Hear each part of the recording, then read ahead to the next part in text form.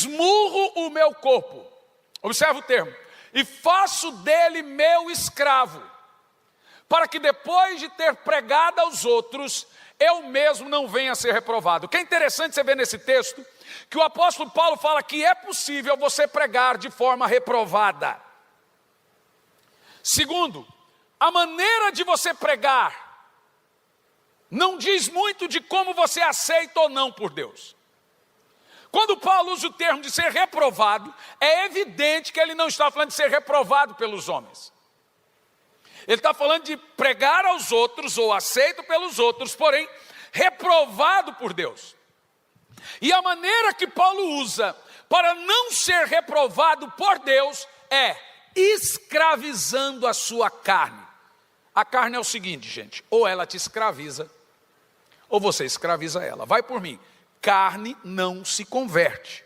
Não existe novo nascimento do hormônio. Hormônio não se converte. Alguns são até endemoniados. O que a Bíblia ensina sobre carne é mortificação. É fazer, pois, morrer atos, mortificar. Não há. Veja, o dia da conversão da sua carne é chamado na Bíblia de glorificação. Nesse dia o mortal se investe em mortabilidade, o corrupto em incorruptibilidade, e você será transformado. Até o dia da vinda do Senhor, talvez no dia que Jesus voltar, nesse dia você vai ter pecado.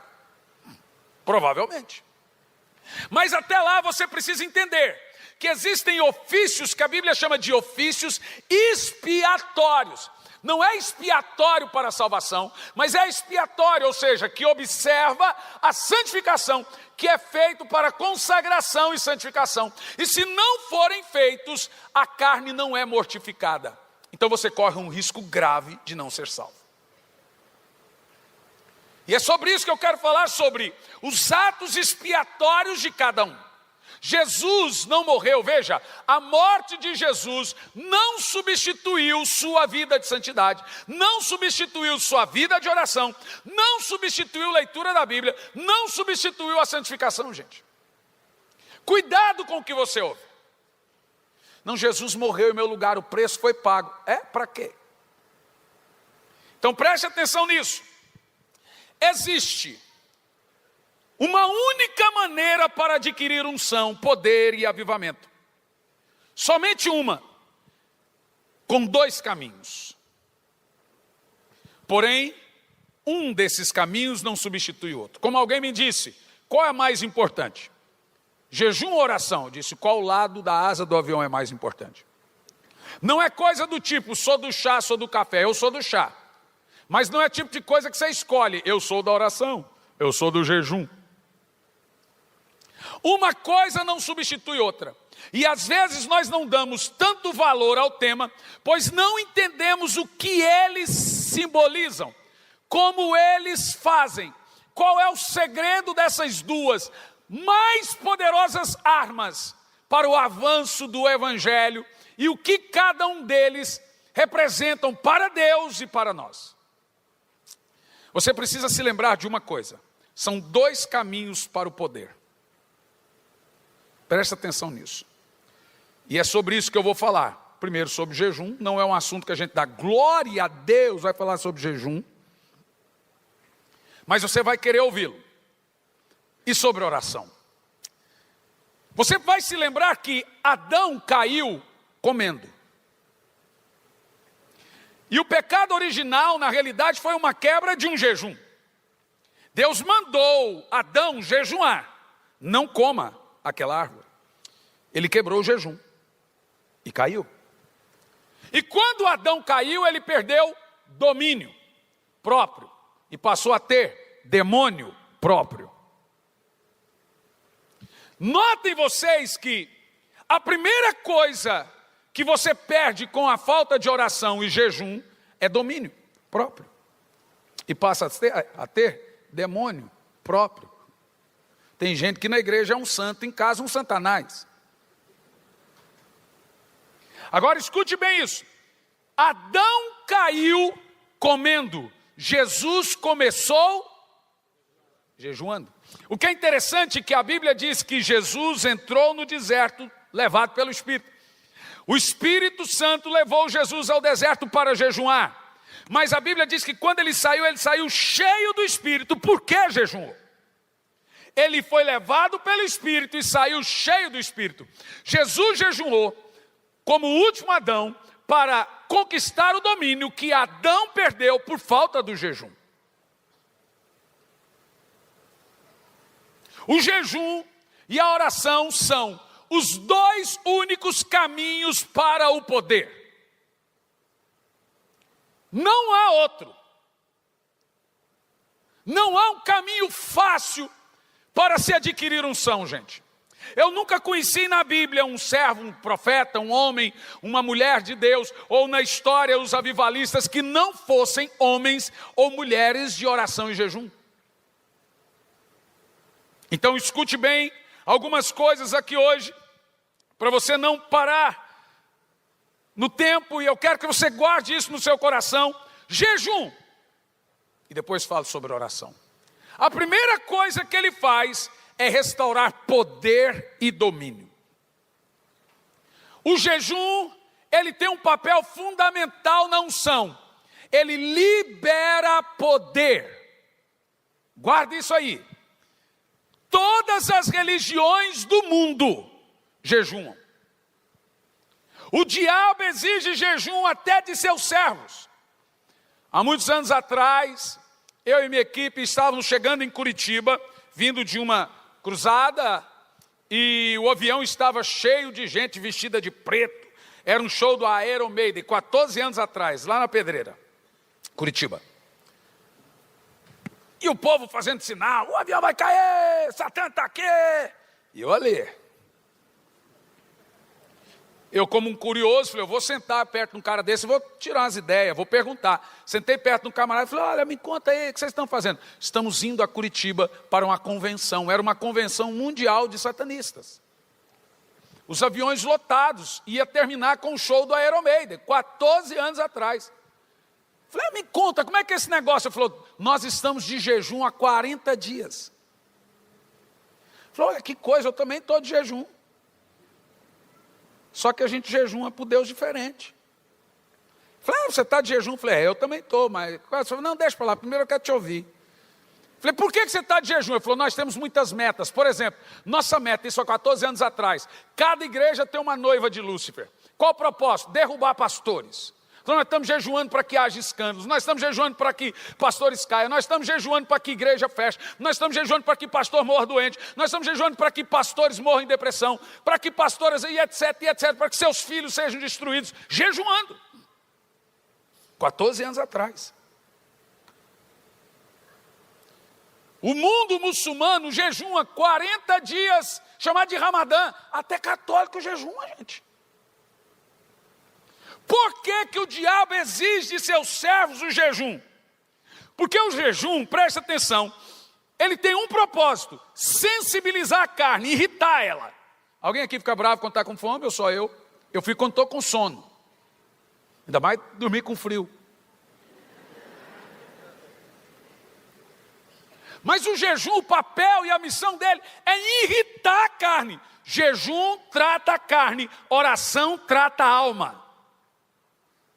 Jejum foi feito para tratar carne, oração foi feito para tratar ego, carne, a alma, justiça própria, rejeição, problemas, mágoas, rancores, fúria, ataque de ira. Oração foi feita para tratar a alma, jejum foi feito para tratar carne. O jejum, ele sensibiliza, ele irrita a carne, silencia as emoções e torna espírito dominante. Então, o diabo sabe que para ele manifestar o poder dele, usar alguém, ele precisa do estado espiritual de um indivíduo. Então, a Umbanda jejuma uma vez por ano 40 dias. O Candomblé jejuma 2 vezes por ano por 40 dias. Os kardecistas jejuam uma vez por ano 40 dias. Todas as seitas, todas as religiões têm na prática do jejum uma prática contínua.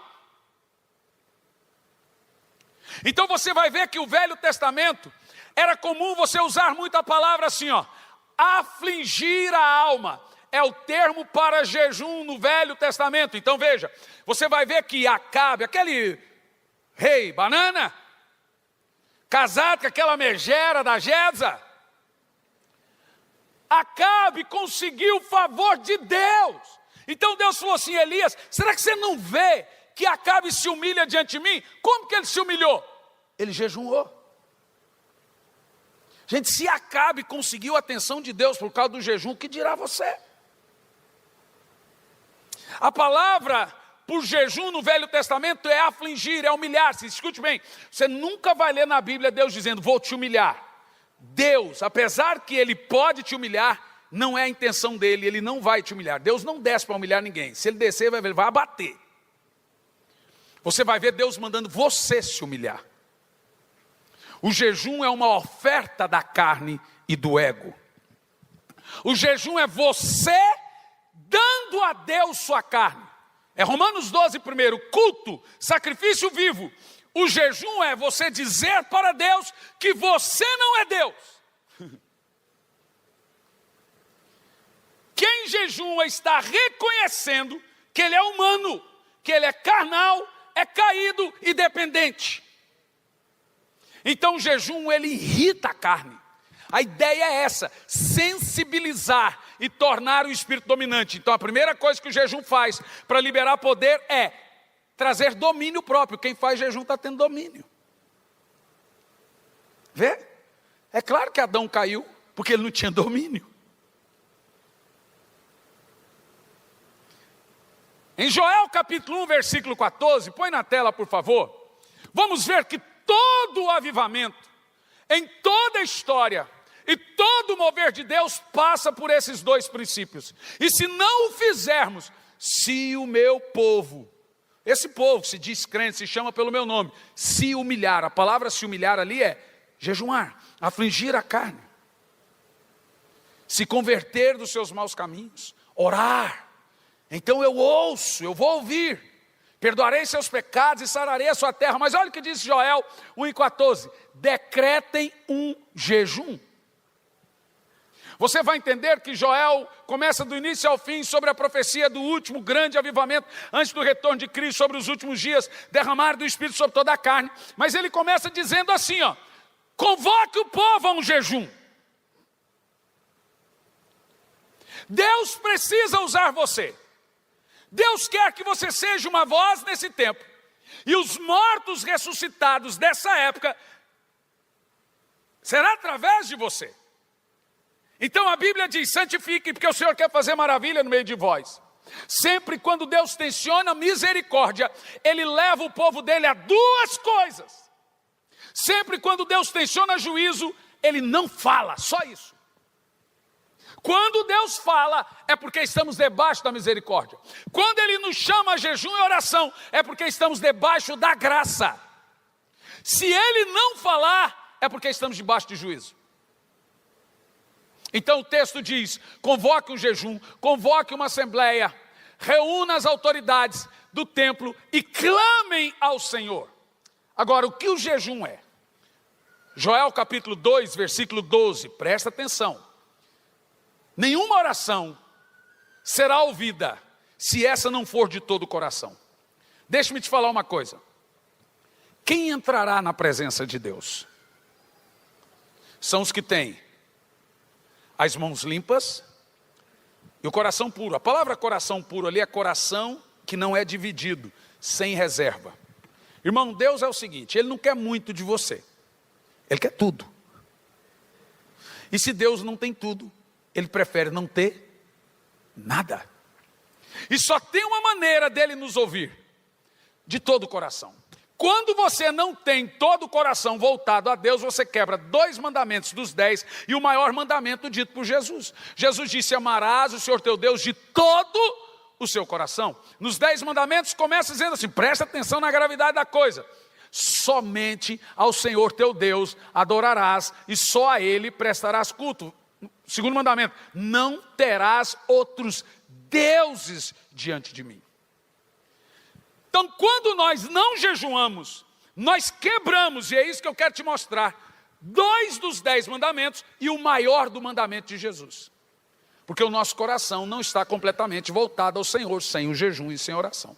Por isso que o ministério de avivamento, ele começa em primeiro lugar, trazendo os corações a Deus. Como que faz isso? Agora, porém, declara o Senhor, voltem-se para mim de todo o coração. Como se volta a Deus de todo o coração? E isto com jejum. E o texto continua, chorando e lamentando. As pessoas estão indo para o inferno e a gente está falando, vá rindo.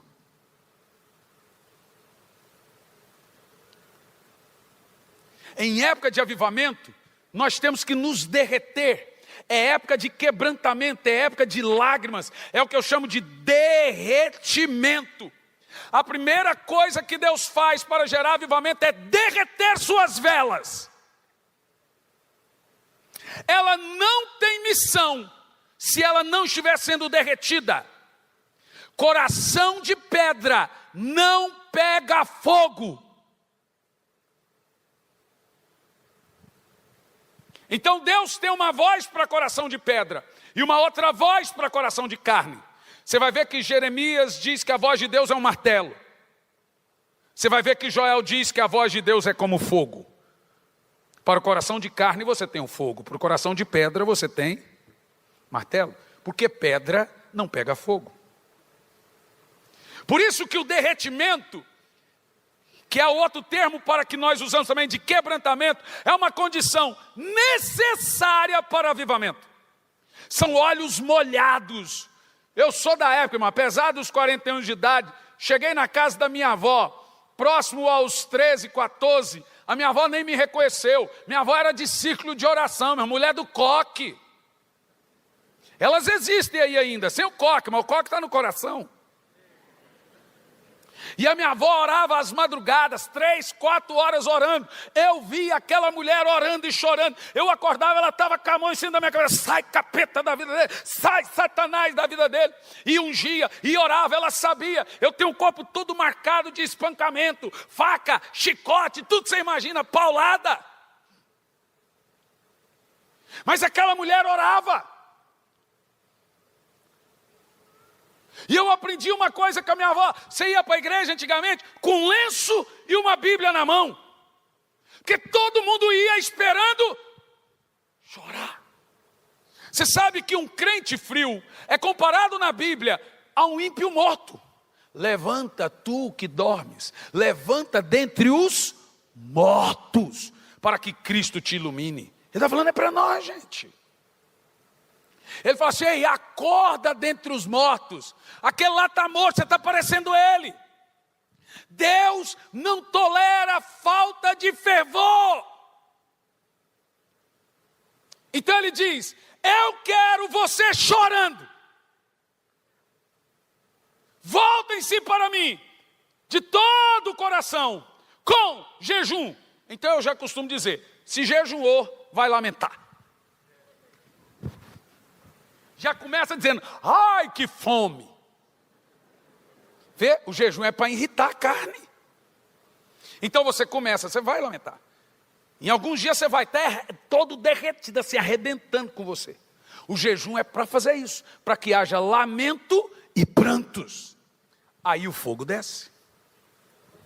Então veja, a primeira coisa que eu aprendo sobre o jejum é que ele volta o seu coração para Deus. Todo ele passa a ser um coração sem reserva. Só jejuma quem quer jejuar. Parece óbvio, mas é verdade. Por que nós fazemos isso? Primeira coisa, o nosso coração é uma fábrica de ídolos. E eu gostaria, gente, eu não quero que você termine aqui essas 24 horas e vire um adventista. Tipo assim, eu não vou comer mais nada agora. Não vou comer pudim, não vou comer costela, não vou comer mais pão francês. Não é essa a ideia. A ideia é que você entenda o que é um ídolo e o que o jejum provoca. Presta atenção, jejum é ficar sem comida. Ah, eu jejum de Netflix. Ah, eu jejum. Meu irmão, jejum é ficar sem comer. Pronto, na Bíblia não tem outro tipo de jejum. Jejum é para irritar a carne. É para doer a cabeça de fome. Tem gente que não quer fazer vigília que passa sono, não quer fazer jejum que passa fome.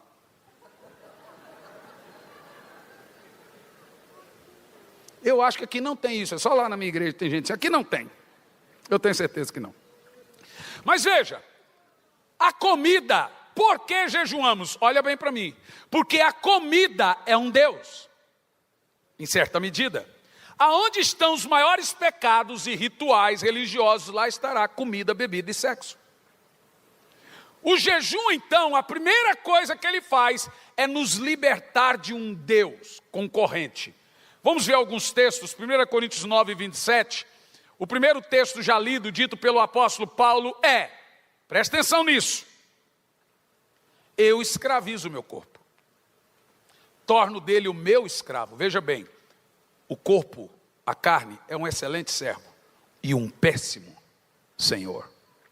O jejum não muda Deus.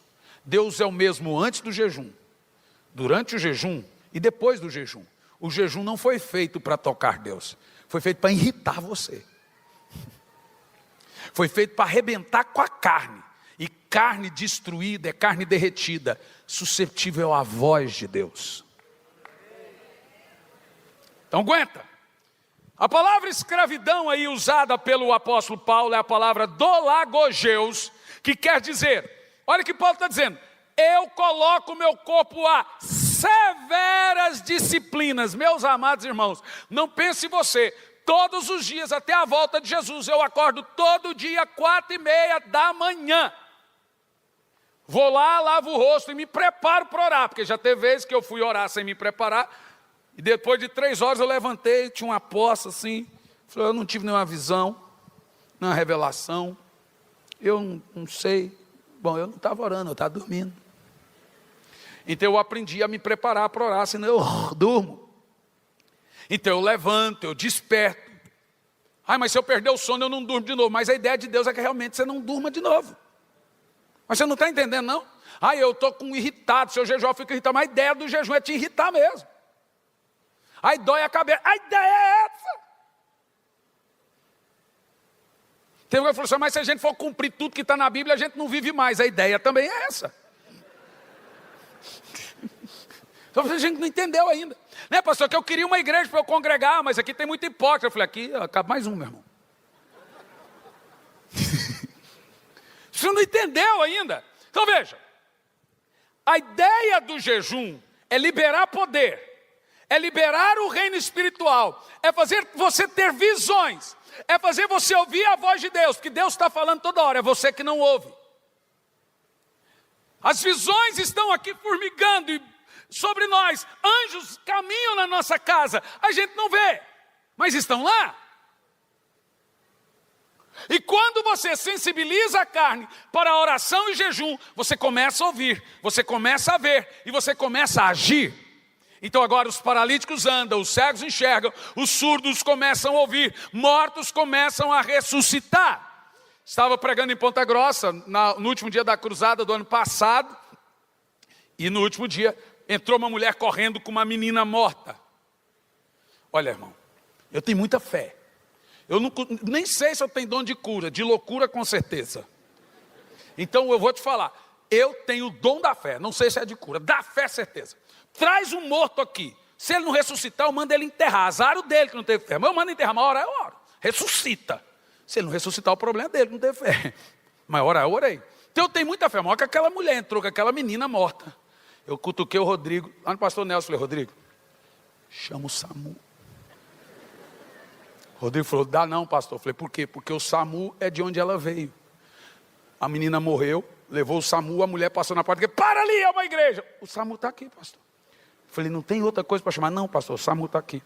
O que nós vamos fazer? A hora, pastor. Irmão, eu confesso a você que eu gelei inteirinho. Só que você não pode transparecer, né? Ah, com fé, mas eu estava morrendo de medo.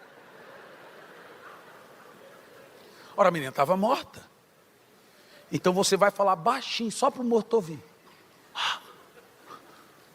Já fez isso? Não. Você vai orar para um paralítico e fala, levanta. E o medo de levantar e cair. Então você fala só para ele, andou não? Fica com fé aí, logo, logo você anda. Aí, que nunca, né?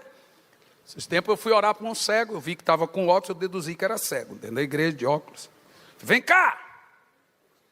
que aconteceu com você? Eu estou cego. Falei, deixa eu ver. Quando eu vi, o cara não tinha olho. Falei, fica aí que eu já volto. Daqui um pouquinho eu volto. O cara, pelo menos olho para ser curado, ele tinha que ter, não tinha não? Até hoje ele está esperando eu orar por ele. O homem não tinha olho, gente. Aí eu fui no ouvido da menina. Falei, o que aconteceu? Minha filha teve a parada respiratória, estamos correndo para o hospital. E os caras do SAMU falaram, o único tempo que ela poderia voltar, você está levando ela para a igreja. Falei, pois a senhora trouxe no lugar certo. Senhor, retorne a vida. Está lá. Você vai pesquisar. 2º ou 3º dia da cruzada em Ponta Grossa, pastor Claudinho. 3º dia, a menina que ressuscitou na cruzada. A menina voltou à vida. Deixe-me te falar uma coisa, preste muita atenção. Tem certas coisas que não podem parar. Escute bem. Você não encontra um Jesus que também não foi médico dos médicos. Um Jesus que também não ressuscitou mortos. Um Jesus que não operou debaixo de poder. Inclusive, quase não encontramos um Jesus totalmente teórico. Nós temos um Jesus cheio de poder. Porque Deus ungiu Jesus com poder e com o Espírito Santo. Por isso ele fez. Agora, o que liberou o poder em Jesus? Veja, ele entrou no deserto, mandado pelo Espírito, e saiu cheio do Espírito. A primeira coisa, o primeiro ato de Jesus foi jejuar. Jejum libera poder.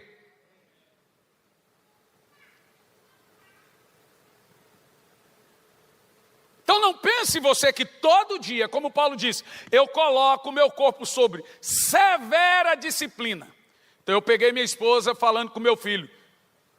Filho do céu, o seu pai é cheio de rotina. Eu percebi que Deus é um Deus de rotina. Para você andar com Deus, você tem que respeitar as rotinas de Deus.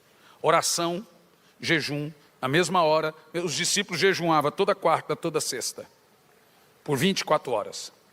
Jesus orava no mesmo horário, no mesmo período, sempre ele ouvia a Deus. Os apóstolos, o maná caiu no mesmo horário, Abraão foi visitado no mesmo horário. Deus é um Deus de rotina. Quem não gosta de rotina, irmão, não pode fazer nem academia.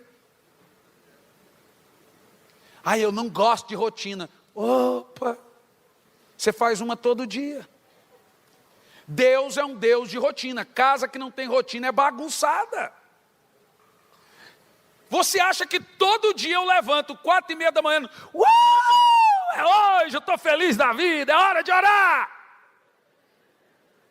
É 4h30, irmão. Eu vou te dizer, e hoje até pedi perdão a Deus, que eu falei isso na igreja. Falei, olha, senhor, sou som do meu coração, o senhor sabe o que eu estou querendo dizer. Eu não estou falando que eu não gosto de orar, não gosto de falar com o senhor, estou dizendo que é um sacrifício. Eu amo. Hoje eu falo, Senhor, obrigado por me permitir orar todo dia a essa hora. Mas você vai dizer que eu levanto assim, uau! Não. Eu exponho o meu corpo a uma severa disciplina, não é autoflagelo, é fome mesmo pelo Senhor.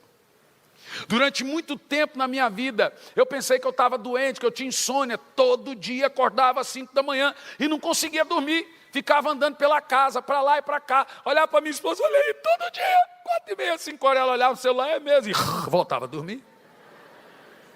Então eu importei remédio de tudo que é lado, melatonina, fui psicólogo, psiquiatra, tudo que você imagina. Me dava remédio e eu apagava. 5 horas acordava.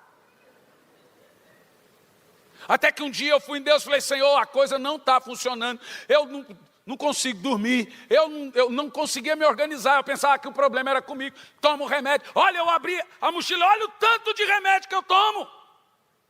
Então eu ouvi Deus dizendo, Fernani, seu problema não é sono. Falei, não. É o quê? É fome. Falei, onde é que cabe comida aqui? Ele falou assim, não é fome de comida e nem de bebida, é fome de mim. Falei, mas por que, Senhor? Eu preciso dormir. Ele falou, você pode dormir até 13 horas, até 15. Como? Só dormir mais cedo. Porque eu vou te acordar todo dia às 5 horas. Se você vai orar ou não, o problema é seu. Mas dormir você não vai. Falei, mas por que o senhor está fazendo isso? Porque você pediu. Você lembra quando o senhor orou e falou, Senhor, eu estou cansado do raso. Se você vai por águas rasas, você vai aonde você quer. Mas se você vai por águas profundas, é o rio que te leva. Gente, eu cansei de evangelho ritualístico. Eu quero um Deus. Você sabe, esses dias o meu filho perguntou: pai, me explica o que é avivamento. Irmão, nunca pensei em responder essa pergunta. É difícil eu falar o que é avivamento. Eu falei, e agora? O que eu vou falar o que é avivamento? Porque tem um monte de coisa que parece avivamento. Então, tá bom, vem cá. Vou dizer para você o que não é avivamento, que é mais fácil. Está vendo aquela vaca pastando? Estou vendo, pai. Aquela vaca pastando não é avivamento. Ah, pai, tá bom, o que é avivamento? Vem cá, vem cá. Está vendo aquele passarinho no poste cantando? Estou. Aquele passarinho no poste cantando, filho, não é avivamento. Então o que é avivamento? Falei, bom, vou te dizer o que é avivamento. É quando o passarinho estiver pastando e a vaca estiver no poste cantando.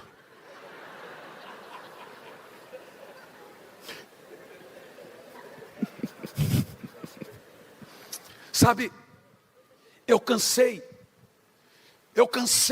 Então diz a Bíblia que Deus revelou os milagres para Israel, mas para Moisés ele se revelou. Israel conhecia os milagres, Moisés conhecia o Senhor. Eu cansei de ver de frente da cortina. Eu fui lá e quis ver quem estava por detrás da arte, quem está por detrás da ópera, quem está por detrás da música. Eu cansei só de ouvir a música, eu quero conhecer o compositor. Eu cansei só de assistir o filme, eu quero ver as letrinhas do que produziu. Eu estou com fome dele, eu não quero mais saber só de rituais. Há um lugar profundo em Deus, que Ele está nos esperando lá, e você terá que ir lá.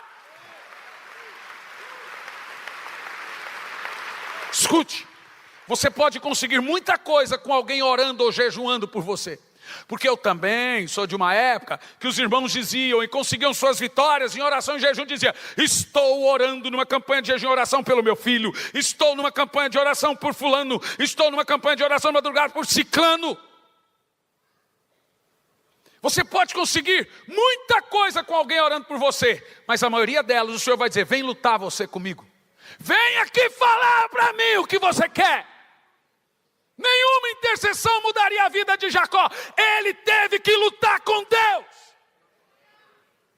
Os seus maiores milagres, você vai ter que enfrentar ele.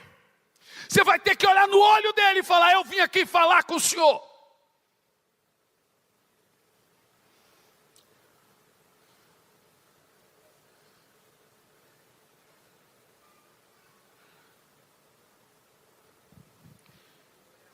Por isso que Paulo disse, eu coloco o meu corpo sob severa disciplina. E ele está falando de duas disciplinas. A oração e jejum. E eu vou mostrar para você isso. Veja a primeira de Paulo aos Coríntios 10:7. A gravidade do porquê jejuamos. É grave. Como eu te disse, não saia daqui um adventista. Mas entenda por que jejuamos. A diferença do jejum e oração é que a oração é um ofício obrigatório, diário. Significa que a oração de ontem, veja bem, ela não substitui a de hoje. Se você orou ontem 3 horas, não significa que você está em crédito a semana toda. Uau, orei 3 horas, já orei pela semana. Não. O que você orou ontem, você vai ter que vir orar hoje de novo. A oração é um ofício obrigatório diário, você não precisa ser convocado à oração. O jejum você precisa. O Senhor tem que te chamar para o jejum. É diferente da oração. Mas cada um em seu lugar. Cada um em seu ofício para o seu lugar. Então preste atenção. Por que o nosso coração não pode orar sem que ele seja quebrado? Vamos ver. Não sejam o quê? Não sejam idólatras. Para onde é que vai o idólatra? Bom, você sabe. O que é um idólatra? É quem tem outros deuses. Você já quebra aqui 2 mandamentos. Somente ao Senhor teu Deus adorarás. Só ele prestarás cultos e não terá outros deuses diante de mim. 2 mandamentos. Sem contar o 10º que a gente quebra até sem saber, que é não cobiçar. Esse é um mandamento de foro íntimo. Os outros 2 não, viu? Agora, por que é o jejum? Jesus também disse, amarás o Senhor teu Deus de todo o seu coração. Como você pode garantir que o seu culto hoje foi de todo o coração? Como você pode garantir que a sua adoração é de todo o coração? Se não for, não serve. Vou te dizer, Não sejam idólatras como alguns deles foram, como está escrito. Eles foram idólatras com o quê? O povo se assentou para comer e beber. E se entregou ao entretenimento, à farra. Nós temos aqui 2 ídolos: comida e entretenimento. Oh Senhor, apieda-se de nós. Tem algum pecado a diversão? Claro que não. Não existe pecado. É pecado andar de bicicleta? Não. Pecado fazer caminhada, eu acho que é complicado. Fazer caminhada engorda, porque eu só vejo gordinho caminhando. Não acho que é pecado ir no cinema. Esses dias eu vou, quando eu estou em casa, eu vou no cinema com a minha filha. Estava lá assistindo com ela Minions. Já fui assistir Frozen. E quem ri sou eu. Ela fala: por que você está rindo tanto, pai? Eu falei: filha, porque é engraçado. Não é pecado. Pecado é você dizer que não tem tempo para orar, não tem tempo para ler Bíblia, não tem tempo para jejuar. Aí você tem um ídolo. É isso que você precisa entender. O apóstolo Paulo está dizendo o seguinte: cuidado com a comida. Ela é um Deus. E ele diz: não sejam idólatras. Então quando você jejuma, primeira coisa que você está fazendo, voltando-se ao Senhor de todo o seu coração. A palavra farra ali também é traduzida por imoralidade sexual. Aí entra a pornografia também como ídolo. No verso 9, o apóstolo Paulo ele chega a pachorra, brincando no bom sentido, de dizer que quando você não jejuma e tem um ídolo como comida, você provoca o Senhor. Verso 9. Não devemos pôr o Senhor à prova. Ele está dizendo: não provoque o Senhor não jejuando. Nossa, pastor, eu vou sair daqui me sentindo mal. Bom, eu espero que você morra para o ego, para a carne. Entendeu o que eu disse? Eu não quero que você se sinta mal. Eu quero que você morra. Eu quero que você olhe no caixão espiritual e veja aqui jaz um alcoólatra, aqui jaz um viciado em pornografia, aqui jaz um que não conseguia orar, aqui jaz um que não conseguia. Aqui tem um novo homem apaixonado por Jesus. Então eu não quero que você se sinta mal, eu quero que morra. Porque isso aconteceu comigo. O Senhor nos convoca porque a misericórdia dele ainda está sobre nós, senão ele deixava. Quando ele fala é porque ele ama. Ele deixa eles. Por isso, jejum é colocar a carne sob sujeição, escravizá-la, trazendo ela de volta ao Senhor, deixando o espírito sensível à voz de Deus. Aí acontece tudo. Mas antes de entrar no jejum, certifique-se de 5 coisas. Escute bem. Eu vou te dar um conselho. Tome nota, porque comida fresca é melhor que requentada. No YouTube é outra sensação depois. Quando eu estou ouvindo mensagem, eu anoto que é outra reação depois. Primeira coisa que você tem que se perguntar, quando você for entrar num jejum sobrenatural: é dado por Deus? Você não pode jejuar por jejuar. Ou para emagrecer, então aí você está provando que o seu corpo é um ídolo mesmo. Você tem que jejuar, foi dado por Deus. Segunda, motivos certos. Quais os motivos que eu estou jejuando? Não estou jejuando por jejuar. Terceiro, quais as necessidades específicas para as quais eu estou jejuando? Quarto, quais resultados eu espero alcançar? E quinto, eu estou ministrando ao Senhor. Então se o seu jejum é de 24 horas, é de 3 dias, de 16 dias, de 7 dias, de 40 dias, são os jejuns que temos na Bíblia. Você tem que entender que não importa o período do jejum, enquanto o corpo estiver no botão jejum ligado, você está ministrando ao Senhor. Então você não pode jejuar assistindo novela, jejuar falando palavrão, jejuar falando muito, jejuar assistindo TV, você está ministrando ao Senhor. O jejum é a carne cultuando. Uau, é o sacrifício vivo de Romanos 12, primeiro. Apresenteis o vosso corpo por sacrifício vivo, santo e agradável a Deus. Esse é o seu culto. eu vou concluir essa parte do jejum e vou terminar com a outra parte. Nós temos vários tipos de jejum na Bíblia. E eu quero que você entenda que cada um deles tem um propósito divino. Por que que Deus me leva a um jejum de 3 dias? Por que que Deus me leva a um jejum de 15 dias? Por que que Deus me leva a um jejum de 40? Por que que Deus me leva a jejum semanal de 24 horas? Por que que Deus me leva a certos tipos de jejum? Cada um tem um propósito e cada um desata algo no reino espiritual. Eu não vou falar de todos. Por exemplo, você vê o rei Ezequias que jejuou 16 dias. E Deus aumentou a vida dele mais 16 anos. Você vê os discípulos que jejuavam 2 vezes por semana. Quarta e sexta. Das 18 às 18. John Wesley jejuava quarta. Por incrível que pareça, os avivalistas escolheram as quartas-feiras também para jejuar. Você vê jejum semanal, 2 vezes semana, 1 vez semana. Você vê jejum de 3 dias, jejum de 15, jejum de 7 dias. Para que eles servem? Eu vou falar de 3. E qual é o propósito deles? E alguns jejuaram e o que eles alcançaram com esse tipo de jejum. E eu vou te dizer, se você praticá-los, você terá os mesmos resultados. Primeiro tipo de jejum de 3 dias. É também chamado de jejum total. Pode ter certeza que eu tenho certeza, e que você também terá certeza, que Jesus não jejuou de água. A Bíblia diz que ele teve fome, não sede, e quando vieram trouxeram comida e não bebida. Ele não jejuou água. Ele bebeu água. Mas o jejum de 3 dias, no jejum total, há uns que fazem de líquido também, aí é você e Deus. Mas esse jejum de 3 dias é um jejum total, sem comida nenhuma, e ele tem uma missão.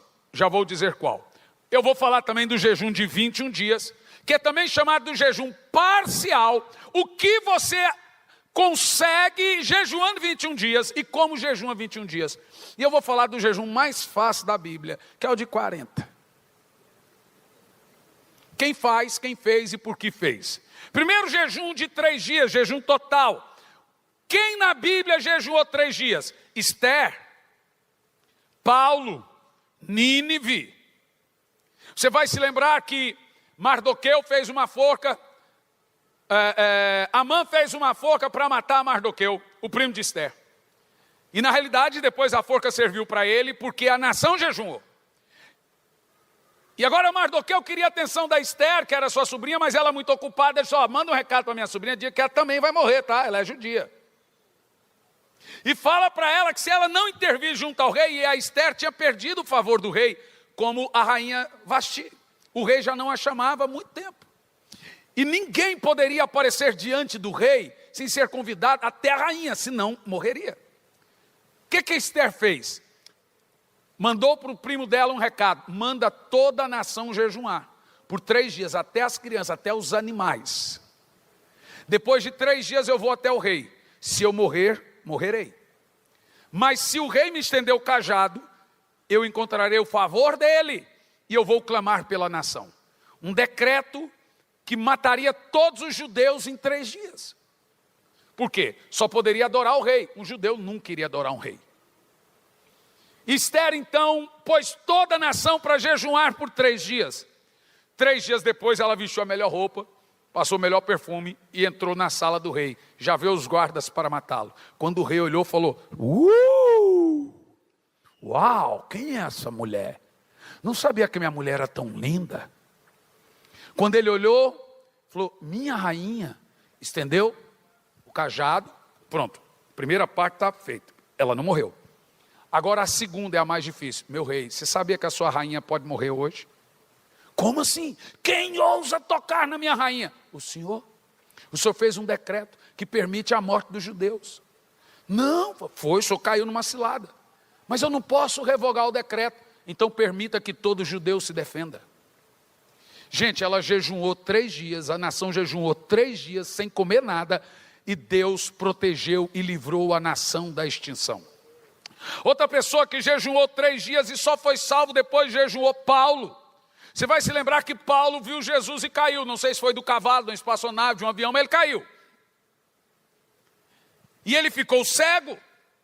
Então ele jejuou por 3 dias, então chegou um homem chamado Ananias, orou por ele foi curado, e então ele se converteu. Mas ele jejuou por 3 dias, e aí depois ele foi salvo. Nínive seria extinta, como Sodoma, mas eles jejuaram por 3 dias, e o Senhor livrou a cidade. O próprio rei Ezequias já tinha a data da sua morte, jejuou, e o Senhor revogou. Então o jejum de 3 dias, preste muita atenção, ele resolve muitas coisas, porém basicamente ele tem 3 propósitos. Se você quiser alcançar esses 3, experimente fazer um jejum de 3 dias. Primeiro, o jejum de 3 dias foi feito na Bíblia para resolver crises, ele é um tiro curto, uma corrida de 100 metros. Então você precisa de um milagre urgente, resolver uma crise urgente, como a nação de Israel, como Paulo que havia ficado cego, como Nínive, eles jejuaram 3 dias. Então você vê na Bíblia que o jejum de 3 dias aconteceu e resolveu de forma urgente uma crise. Precisa de um milagre financeiro, uma crise, algum problema, experimente jejuar 3 dias. Não deu certo? Faça outro. Coma ali uns 2 dias, faça violência ao céu. Bata até a porta abrir. Segunda coisa que você vê, por que o jejum de 3 dias resolve, é abrir a visão espiritual. Os olhos de Paulo foram abertos depois que ele jejuou 3 dias. A terceira e a mais poderosa de todas é pela salvação de um familiar. Guarda o que eu vou te dizer. Seus parentes, amigos, familiares não se convertem, não é por maldade não. É que a Bíblia diz que o príncipe desse mundo cegou o entendimento deles para que eles não vejam a glória de Cristo. Então experimente jejuar 3 dias para que eles sejam salvos. O coração deles vai derreter. Paulo foi salvo depois que jejuou. Então vem Ananias e já começa dizendo, meu irmão Saulo. Vou te contar um testemunho. Minha esposa tem um tio que é muito querido da família. Mas eu já tentei pregar para ele uma vez, ele olhou e falou assim, nem comece. Tá bom. E ela insistia que ela queria a salvação dele, etc. E ela ouviu eu pregando sobre como o jejum de 3 dias muda de forma urgente situações.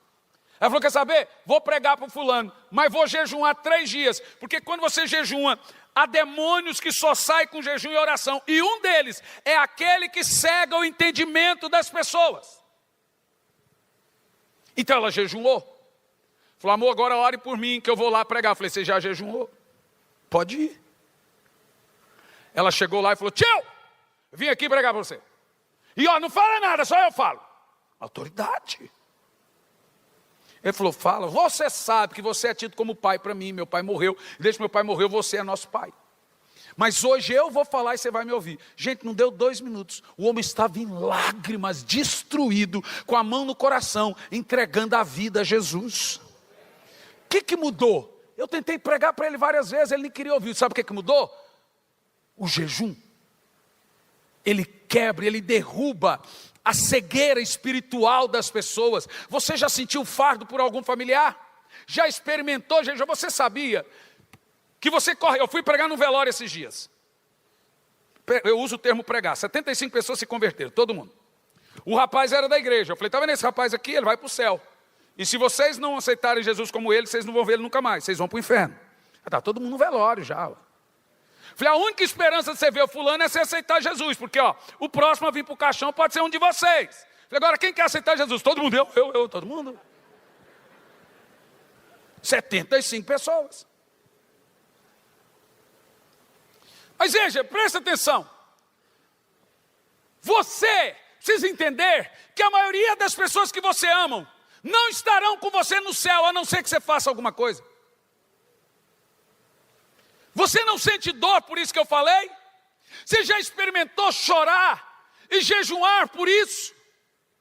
Você já experimentou sentir a dor por esse tipo de coisa? Pois deveria doer. A maioria de quem você ama não estarão na eternidade com você, a não ser que os olhos deles sejam abertos. E nós fazemos o quê? Nada. Eu não consigo ser assim, gente. Eu não consigo. Então, a terceira coisa que eu entendo no jejum de 3 dias é que ele também serve para a salvação. Como aconteceu com Paulo, com Nínive, com Israel. Como acontece com tantos, eu tenho experimentado jejuar pela salvação de parentes, familiares. E tem funcionado. É impressionante, você vai, o cara está duro, você jejuma, quando você vai o coração está amolecido. Abre a visão. Jejum de 21 dias também é chamado de jejum parcial. Jejum parcial, como se jejuma 21 dias? É o jejum mais fácil da Bíblia. E o mais poderoso da Bíblia. E o mais saudável. Você não passa fome, passa vontade. De forma clínica, é constatado que o jejum de 21 dias, ele cura muitas doenças. Ele cura gastrite, H. pylori. Ele desintoxica, ele desincha, ele desinflama. Você vai tirando a carne do organismo, tirando o açúcar, só legumes e frutas, etc. Ele vai limpando, ele normaliza todo o seu sistema digestivo. O corpo é curado todinho. Até a espinha some. De forma clínica. Agora, de forma espiritual. Para que jejuamos 21 dias? Veja, Daniel 9, versículo 2. Daniel recebe uma revelação apocalíptica das 70 semanas. Mas ele não tem discernimento. Então ele fica naquela confusão. Meu Deus, quando vai começar as 70 semanas? Quando é? E ele fazia conta e não conseguia. Ele já tinha a revelação. Ele tinha a visão, mas não tinha a revelação da visão. Deus tinha dado. Então ele falava, quando é, quando é, quando é? E ele não entendia, não entendia, não entendia. No capítulo 10, versículo 3, o anjo do Senhor aparece para ele, depois que ele jejuma 21 dias, e diz, as 70 semanas começa com Neemias. Vê? Depois que ele jejuou, ele teve a revelação da visão. O jejum de 21 dias, para que ele serve? Discernir a voz de Deus, discernir a vontade de Deus. Sabe, você não está discernindo o que é que Deus quer para certas coisas. Para ter revelações escondidas, encontrar tesouros que ninguém acha. E você começa a ouvir, uau, uau, eita, uau. A letra da Bíblia fica grande e bate na sua testa. Como se jejuma 21 dias? É o jejum mais fácil da Bíblia. Você quer ver? Ó? Daniel 10, versículo 3. Como se jejuma 21 dias? Ele serve para revelações. Daniel 10, versículo 3. Não comi nada bom. Olha que jejum fácil. Não comi nada que eu gostava. Nada saboroso. Então tudo que é ruim você pode comer. Em tese é isso. É o seguinte, mas tem coisa que eu não gosto. Bom, o detalhe do jejum é que Deus conhece o coração. Então não dá para enganar ele, né? Basicamente o jejum de Daniel é isso. Tudo que é gostoso eu não posso comer. Então você pode comer à vontade jiló, gueroba. Você pode comer alho à vontade. Come alho até não querer mais. Cebola frita, milanesa, tudo que você quiser. Basicamente, a maneira fácil de fazer o jejum da revelação. Veja, pode parecer chato o que você está ouvindo, mas é isso que gera avivamento. Não tem outra receita para avivamento a não ser jejum e oração, gente. É ele que traz avivamento. Se o meu povo, que se chama pelo meu nome, se jejuar, que é o termo para humilhar a carne e orar. É assim que começa o grande mover. Então o Senhor nos traz a Ele. E a gente leva o Senhor ao mundo. Segura essa. O jejum da revelação é esse. Repita comigo. O jejum da revelação. Ah não, fala isso, que isso é muito poderoso. Fala. Eu aprendi uma coisa. Se você quer fazer um livro de oração e quer que o povo leia, não põe o nome oração na capa. Se você quer fazer um jejum poderoso, não, vamos jejuar, põe outro nome. O povo olhar de oração deve ser chato, não entendeu nada. Presta atenção, o jejum da revelação. Daniel teve revelação só após 21 dias de jejum. Ele comeu? Comeu. Ele só não comeu que...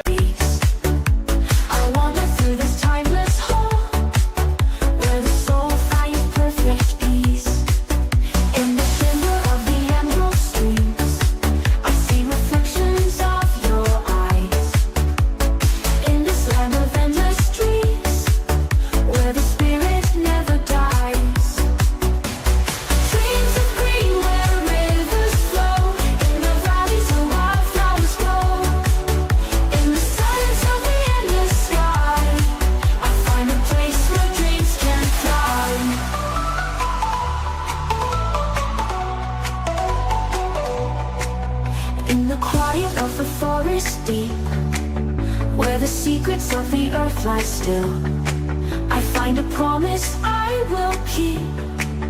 In the streamscape where time stands still, the canopy above me spreads. I shall do.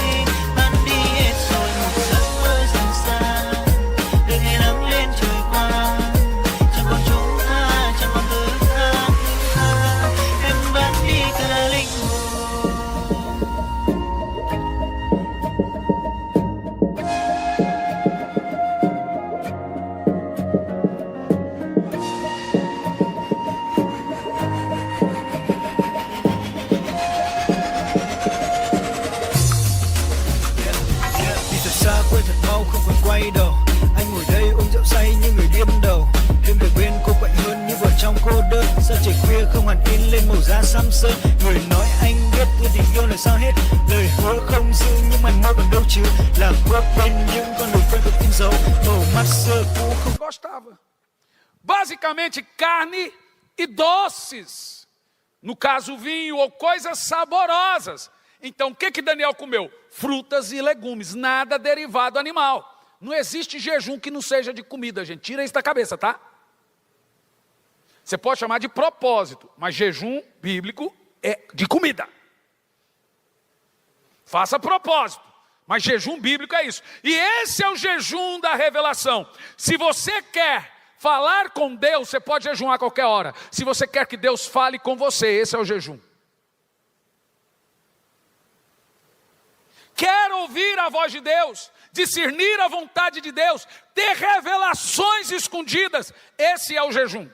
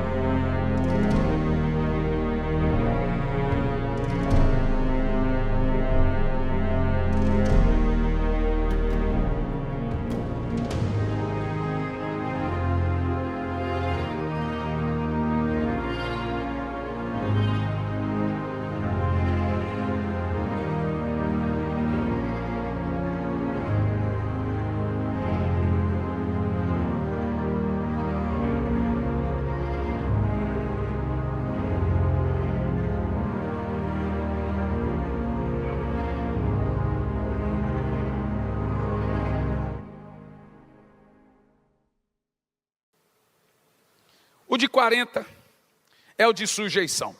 Quem jejuma 40? Ele é um jejum pré. Normalmente jejuma 40 dias quem Deus vai fazer algo sobrenatural. Não é depois, é antes. Moisés jejuou 40 dias, Josué jejuou 40 dias, Jesus jejuou 40 dias, Elias jejuou 40 dias. Sempre era antes da grande obra. Deus sujeita você. Percebeu? Então normalmente jejum de 40 dias ele é precedente a algo sobrenatural que ele vai fazer através de você, que pode te levar para o inferno, se você não sujeitar a carne. Se você sujeitar a carne. Então Deus te chama à sujeição antes de fazer. Porque Deus só pode usar um homem grandemente depois de quebrantá-lo grandemente. Entendeu o que eu disse? Então, esse jejum de 40 dias eu não aconselho, a não ser que Deus tenha chamado você. Então, basicamente, o primeiro segredo para o sobrenatural é o jejum. Se você ficou com alguma dúvida, saiba, tem vários tipos de jejum. Mas o jejum de 3 dias serve para resolver crises, serve para a salvação de um familiar, serve para abrir a visão. O jejum de 21 dias é o jejum da revelação. Revelação da vontade de Deus. Se compro, se caso, não caso, se vou, se não vou, se faço, se deixo de fazer. Revelação do sobrenatural. Ter visitações de anjos, ter sonhos proféticos, ser visitado com o Espírito Santo. Esse é o jejum que eu gosto de chamar de jejum do avivamento. É ele o jejum da visitação. Quando Daniel jejuou, o anjo apareceu depois. E ele não é um jejum que passa fome.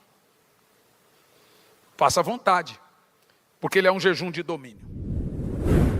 Olá, meus queridos, aqui quem fala é Hernandes Santos, sou pastor, sou professor no Instituto Sabedoria e Graça e é disso que venho falar de você agora. Tem muita gente que tem muita vontade de fazer teologia, de concluir um curso em bacharelado em teologia de 2, 3, 4 anos e etc.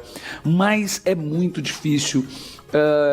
Ainda mais se tratando que você tem que ir lá no curso, disponibilidade de horário e vem as questões de valores. Eu fiz um levantamento por alto dos valores mensais de um curso livre de teologia. Fica na média aí de 500, 600, 700, 800 reais por mês que você paga durante todo o curso. O que nós fizemos? Disponibilizamos uma maneira de você fazer um curso.